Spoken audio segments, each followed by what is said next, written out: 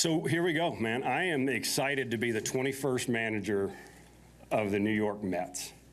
What a great history this organization has. And I did a little studying up on some of the history, and I already knew that Casey Stengel's number was retired and that he was the first manager ever here. Well, Casey Stengel is a guy that I grew up every day and I heard his name because my brother is named after Casey Stengel.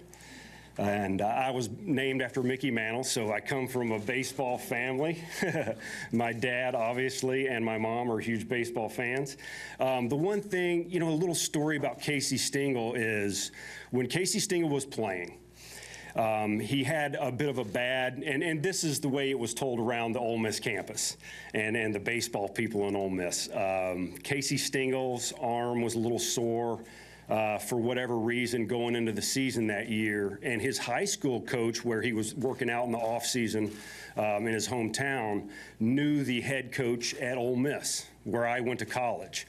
And so he said, "Hey, Casey, why don't you go over there to Ole Miss and help him coach, and you can work out and rehab your arm and see if you can get yourself, more ready for the season than you would have otherwise." So Casey, the old professor, went over to Ole Miss and rehabbed his arm. And I thought that was a pretty neat story since I went to Ole Miss. Coincidentally, I, at one point in my career, had Tommy John surgery. Everybody was, the timing of it, everybody was leaving to go play professional baseball in spring training, and I needed people to throw with. So I reached out, looked on the internet for a pitching coach job somewhere at a college to insert myself in practice, maybe help some people out, and I ended up finding a head coaching job at a little small D3 school down in the bottom of Texas. And I thought that was a pretty cool story because it sounded like Casey did the same kind of thing. So that was really neat. I'm so excited to get to know the players. I'm going to leave here. Probably tonight I'll start really reaching out to those guys. A few of them have already reached out to me. A couple of them got in touch with me yesterday. I had a great phone call with David Wright, and there was a natural connection there. And his views on leadership and what he does for this team are very similar, and we're going to be able to collaborate very well. And obviously having him around is going to be someone I can really lean on to help this whole process that we're going to have. Excuse me. So what can the players expect? We're going to care more about the players than anyone ever has before. And we're going to know that they're human beings and individuals.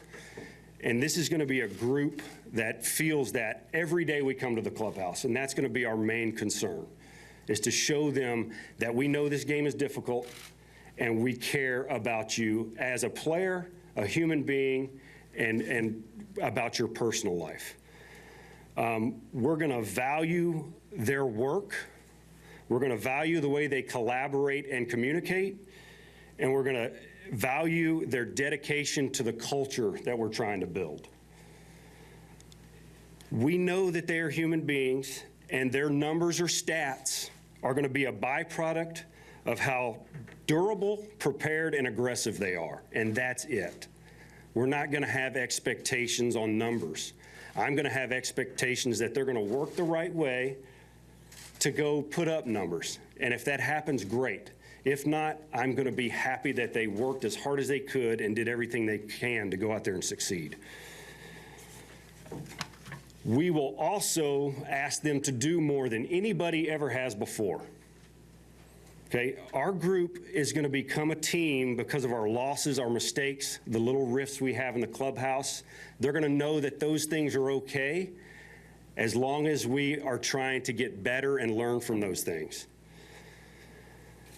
We're going to use all of those things to strengthen our bond as a group and to become the team that we want to be. And in the end, if we can do that, we're going to be the strongest team we possibly can, and that's going to allow us to do exactly what we want on the field and not have the pressure of those expectations.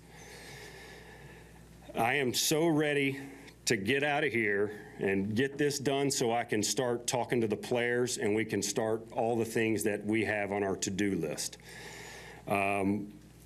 It's an amazing feeling right now. I'm so honored and flattered that I get this opportunity, and I am looking forward to the best fans in the world and showing them every day that we care and we know that we wouldn't have jobs without the fans.